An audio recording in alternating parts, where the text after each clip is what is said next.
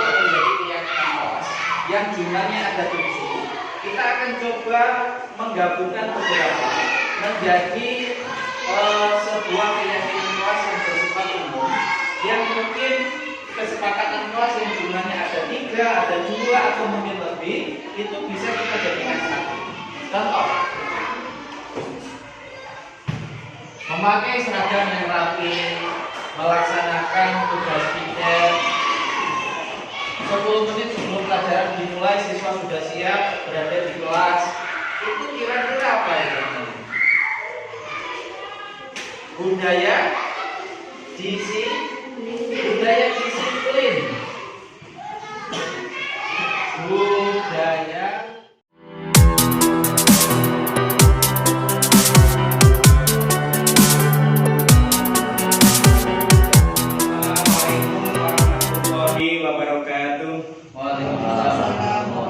Bismillahirrahmanirrahim. Alhamdulillahirabbil alamin wassalatu wassalamu ala asyrofil anbiya'i wal mursalin wa ma'ala Muhammadin wa ala alihi washabbihi wa barik wasallim. Amma ba'du. Pada yang terhormat Bapak Ibu guru SD 4 Kedungrejo, Kecamatan Munggar, Kabupaten Banyuwangi. Pertama, mari kita panjatkan rasa syukur kita kepada Allah Subhanahu wa taala yang telah melimpahkan rahmat, taufik, kesehatan jasmani rohani pada kita semua, sehingga di hari ini Rabu tanggal 4 November tahun 2021 pukul 10.43 WIB, hari ini kita akan menyaksikan aksi dari teman kita, yaitu aksi calon guru penggerak, aksi nyata dari calon guru penggerak. Untuk itu saya sebagai yang dituakan di sini mewakili jenengan semua, mewakili Bapak Ibu guru SD 4 Kedungrejo, sangat amat memberikan dukungan kepada Bapak Ali Sadikin SPD. Kemudian kami juga mendoakan mudah-mudahan acara aksi nyata dari calon guru penggerak ini bisa berjalan dengan aman, lancar, dan sukses.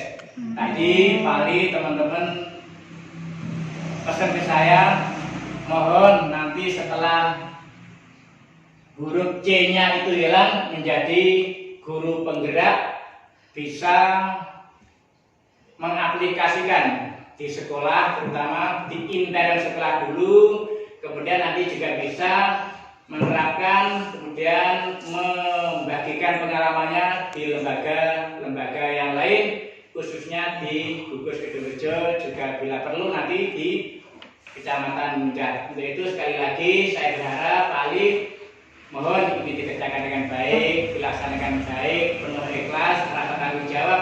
Ini Pak Ali ini adalah harapan dari Pemda Kabupaten Banyuwangi, terutama Dinas Kabupaten Banyuwangi, berharap pada Pak Ali bersama teman-teman nanti ketika menyampaikan aksi nyata calon guru penggerak bisa berjalan dengan aman, lancar. Tidak menuntut kemungkinan Pak Ali, nanti mungkin dari teman-teman, dari senior-senior kita yang ada di SD ini, mungkin suatu saat memberikan masukan kepada Pak Ali, atau memberikan tambahan, atau tanya kepada Pak Ali. Mohon Pak Ali dengan sukarela menjawab dengan penuh keikhlasan.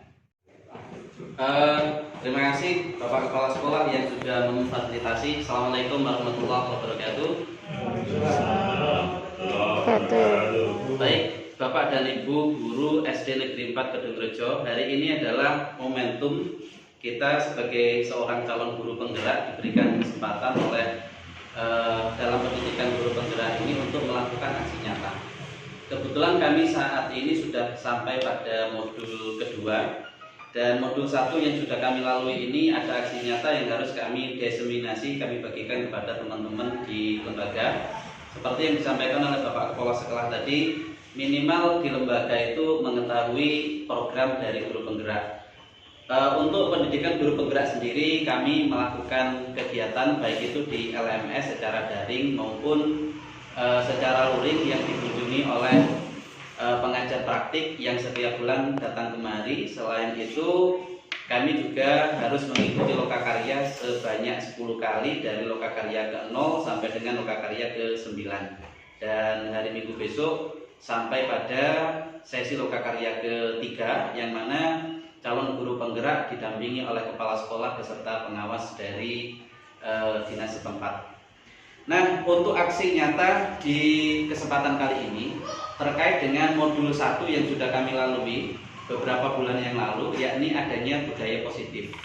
Nah, hari ini kami akan mendeseminasikan, membagikan terkait dengan modul 1 yang sudah kami dapatkan melalui pendidikan guru penggerak. Ada 3 modul, saat ini kami sudah sampai pada modul kedua, yang mana kami mengikuti pendidikan guru penggerak ini selama 9 bulan.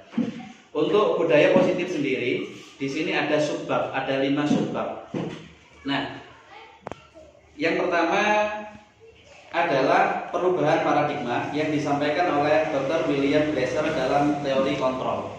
Teori kontrol ini, kalau kita dulu mungkin di S1 pernah mendapatkan materi yang namanya teori belajar, ada konstruktivisme, ada behavioristik, dan lain sebagainya. Teori kontrol ini bertolak belakang dengan teori behavioristik. Nah, apa ini? Saya juga menempuh pendidikan sekarang ini. Saya menanyakan terkait dengan teori-teori belajar yang ada, dan ternyata memang teori kontrol ini belum saya temukan di literatur yang lain, dan baru saya dapatkan di literatur pendidikan guru penggerak. Ada perubahan paradigma. Ada yang pertama, ada 4. Yang pertama adalah ilusi bahwa guru itu bisa mengontrol murid. Jadi ilusi guru mengontrol murid, pada dasarnya kita dapat memaksa murid untuk berbuat sesuatu jikalau murid tersebut memilih untuk tidak melakukannya, walaupun tampaknya kita sedang mengontrol perilaku murid tersebut. Hal ini karena murid tersebut sedang mengizinkan dirinya dikontrol. Saat itu bentuk kontrol guru menjadi kebutuhan dasar yang dipilih murid tersebut. Teori kontrol menyatakan bahwa semua perilaku memiliki tujuan, bahkan terhadap perilaku. Maksudnya, ketika kita hendak menginginkan seorang siswa yang seperti apa, kemudian kita membuat aturan-aturan di kelas atau tata tertib di kelas lah, yang mana kita berharap aturan-aturan tersebut dapat mengontrol murid, itu sebenarnya menurut teori kontrol itu adalah ilusi. Karena keinginan seorang anak untuk melakukan sesuatu itu bukan dari dalam diri mereka sendiri. Maka disebut dengan ilusi bahwa guru dapat mengontrol murid. Ilusi yang kedua dari perubahan paradigma yang disampaikan oleh Dr. William Glasser, yakni ilusi bahwa semua penguatan positif efektif dan bermanfaat.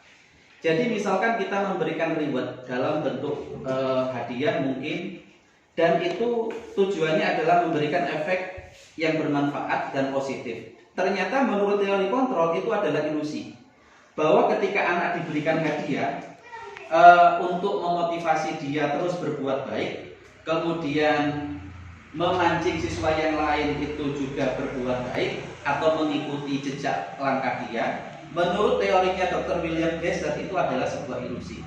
Karena ketika guru berhenti memberikan yang namanya reward atau penguatan positif, baik itu dalam bentuk barang maupun kata-kata ataupun gestur, ketika guru berhenti memberikan reward tersebut atau penguatan tersebut, anak juga akan berhenti.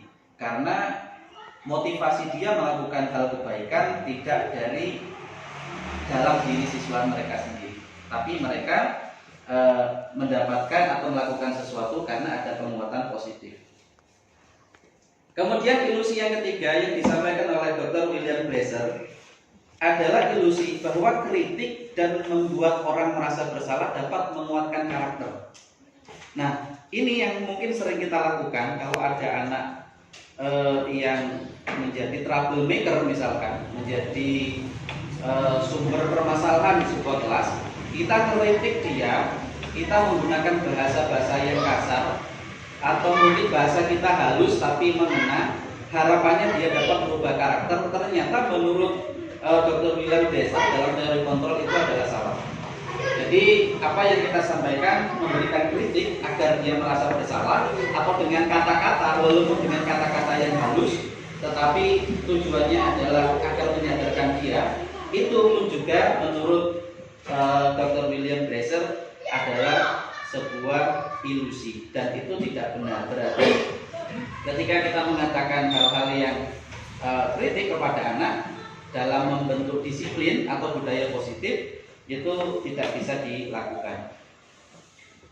Yang keempat, ilusi bahwa orang dewasa memiliki hak untuk memaksa. Jadi kalau kita di sekolah, kita sebagai guru yang dianggap orang dewasa di situ, bahwa kita memiliki hak untuk memaksa anak, itu adalah sebuah ilusi. Karena di situ dijelaskan banyak orang dewasa yang percaya bahwa mereka memiliki tanggung jawab untuk membuat murid-murid berbuat hal-hal tertentu. Jadi kalau kita beranggapan bahwa kita bisa memiliki hak untuk memaksa, kadang akan stres sendiri karena memang apa yang kita inginkan itu tidak selalu terjadi kepada anak-anak. Nah, itu tadi terkait dengan perubahan paradigma, yang mana kalau dulu kita sudah belajar yang namanya teori behavioristik, ternyata sekarang ada teori baru yang mana ada perbedaan antara teori behavioristik atau teori dibandingkan dengan teori kontrol yang disampaikan oleh Dr. William Glasser. Itu adalah bagian dari modul budaya positif yang ada di LMS, Learning Management System Pendidikan Guru Penggerak. Kemudian subbab yang kedua dari modul budaya positif ini adalah konsep disiplin positif dan motivasi. Ada 3 motivasi perilaku manusia. Yang pertama adalah untuk menghindari ketidaknyamanan atau hukuman. Jadi motivasi perilaku manusia, anak atau seseorang, kalau kita di pendidikan kita membicarakan masalah perilaku siswa atau perilaku anak, ada 3 hal yang mendorong perilaku anak, baik itu mendorong perilaku mereka untuk berbuat baik atau berbuat yang tidak baik, atau mungkin dalam artian melanggar aturan-aturan yang sudah disepakati di kelas atau di sekolah. Motivasi yang pertama ini adalah motivasi yang paling lemah, yakni untuk menghindari ketidaknyamanan atau hukuman. Jadi mereka misalkan berbuat baik itu karena takut dihukum, atau mereka tidak melanggar aturan, itu pun juga menghindari sebuah ketidaknyamanan, karena kalau dihukum tidak nyaman. Nah, itu adalah motivasi yang sangat lemah atau yang paling lemah, karena kalau hukuman tidak diberikan maka dia akan melakukan sebuah tindakan yang negatif. Datang terlambat, tidak melaksanakan piket, tidak mengerjakan PR misalkan. Jadi mereka akan melakukan hal-hal yang sifatnya melanggar karena mereka merasa tidak ada yang menghukum, dan mereka akan melakukan hal-hal atau mengikuti aturan karena ada yang menghukum. Ketika yang menghukum tidak ada, nah itu mereka akan melakukan sebuah pelanggaran atau melanggar tata tertib yang sudah dibuat di kelas atau di sekolah. Yang kedua, motivasi perilaku manusia atau motivasi perilaku anak adalah untuk mendapatkan imbalan atau penghargaan orang lain, yakni reward tadi. Ini satu tingkat lebih tinggi dibandingkan motivasi yang pertama tadi. Kalau yang pertama tadi untuk menghindari ketidaknyamanan dan hukuman, kalau yang ini untuk mendapatkan imbalan atau penghargaan. Misal datang lebih awal melaksanakan piket, tujuannya adalah untuk mendapatkan pujian misalkan. Dan itu konsep kedisiplinan dan positif itu yang tidak permanen, karena tidak muncul dari dalam diri mereka sendiri atau tidak muncul dari unsur intrinsiknya, karena ada motif mereka ingin mendapatkan imbalan atau penghargaan. Kemudian yang ketiga, nah ini adalah motivasi yang paling tinggi dari kedua motivasi yang sudah disebutkan tadi. Yang ketiga adalah menjadi orang yang mereka inginkan dan menghargai diri sendiri dengan nilai-nilai yang mereka percaya. Nah ini adalah motivasi yang paling tinggi, karena dianggap motivasi ini adalah motivasi yang muncul dari diri siswa itu sendiri. Sehingga ketika siswa itu melakukan hal-hal yang baik atau menjauhi larangan-larangan yang sudah disepakati, dan itu ketika muncul dari dalam diri mereka sendiri, maka itu bisa bersifat permanen, dan budaya positif atau disiplin positif itu bisa diterapkan di sekolah. Nah, sekarang bagaimana memunculkan motivasi-motivasi tersebut, itu nanti ada di subbab berikutnya.